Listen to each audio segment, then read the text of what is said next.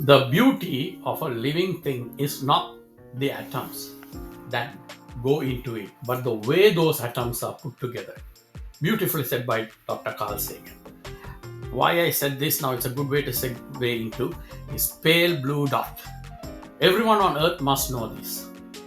When science and engineering together develops instruments, satellites and telescopes, and obviously with the help of the government and private funding, public benefits from medicine to understanding the evolution of our universe. On July 11th, 2022, James Webb's telescope, we call it JWST, returned its first images penetrating the wall of time to show us the universe just few million years after its formation. My last video was Are We Alone? If you haven't watched it, please do so. I have tagged it below in the description. Also, please share this video among friends and family. Please subscribe to this channel if you haven't already. JWST comes after few decades of space and planetary exploration, during which we have discovered countless habitable environments in our solar system. Also, thousands of exoplanets in our galaxy orbiting its stars in a habitable zone. This is a golden era to live in astrobiology, the beginning of tremendous chapter to be written with the promise of discoveries. Now let's dive into the pale blue dot.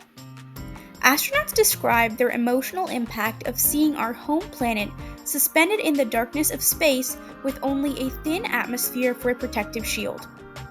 From this vantage point, political borders disappear, deafening silence in the darkness of space provide us a glimpse that we are all traveling in this blue marble united by the same fate. It marks a turning point in humanity's history, a change in perspective, one that comes at a pivotal time when it is up to us to decide whether we want to drive humanity into oblivion or soar into the vastness of space. Thinking whether we are alone in the universe or what is the origin of life is as old as humanity. However, our generation is the first to see Earth from above and beyond its atmosphere. On February 14, 1990, 10 months after the Galileo experiment, the renowned scientist Carl Sagan requested to turn the Voyager 1 camera back towards the Earth. I have, in the past, posted a video on Voyagers, and will tag it below. At this point, the spacecraft was over 6 billion kilometers away from the Earth, in an image forever immortalized as the famous term used by Sagan, the pale blue dot. The Earth appeared no larger than a pixel. Direct quotes from Carl Sagan: "A mote of dust suspended in a sunbeam."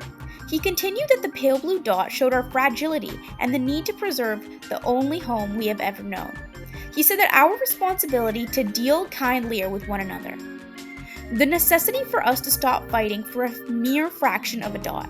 The Voyager mission gave us a family portrait, the first perspective of our place within our solar system. Although the other spacecrafts have looked back on Earth and its companion moon, the pale blue dot will remain the first one.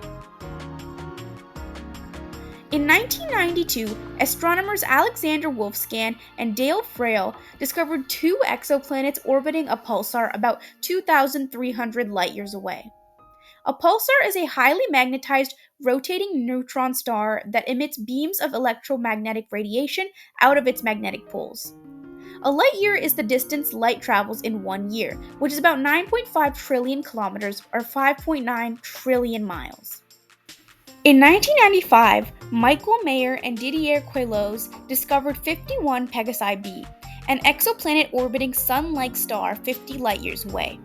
Over 25 years, the Space Telescope missions like Kepler, TESS, Transiting Exoplanet Survey Satellite, Hubble, and now JWST have helped us discover and confirm over 5,000 exoplanets. Some of them are Earth-like, and a fraction of them are sitting in an inhabitable zone. A habitable zone is where the planets are extremely hot or cold, so that life can survive as we know of. There are so many ground-based telescopes significantly contributing in discovering exoplanets. In the telescope view, the exoplanets are as our pale blue dot from Voyager, are no bigger than a pixel. To close out, Nikolai Copernicus taught us long ago that Earth was neither at the center of the universe nor the center of the solar system.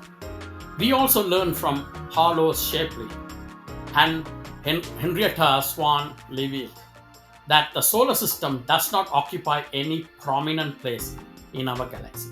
We are simply tucked away in a suburban region of our galaxy, roughly 27,000 light years away from the center of the galaxy. We are flying by orbiting our parent star at a speed of 107,000 kilometers per hour, and to complete the full orbit, we call it a year. Our solar system orbits the center of the galaxy at a speed of 720,000 kilometers per hour. For one full round trip of the galaxy, it takes 230 million years. Our galaxy is speeding up at 2.1 million kilometers per hour. Basically, we are traveling in a vessel aimlessly into darkness. I hope you enjoyed this video. Stay tuned for more of this. Thanks for watching the entire video. Please share this video and see you next time.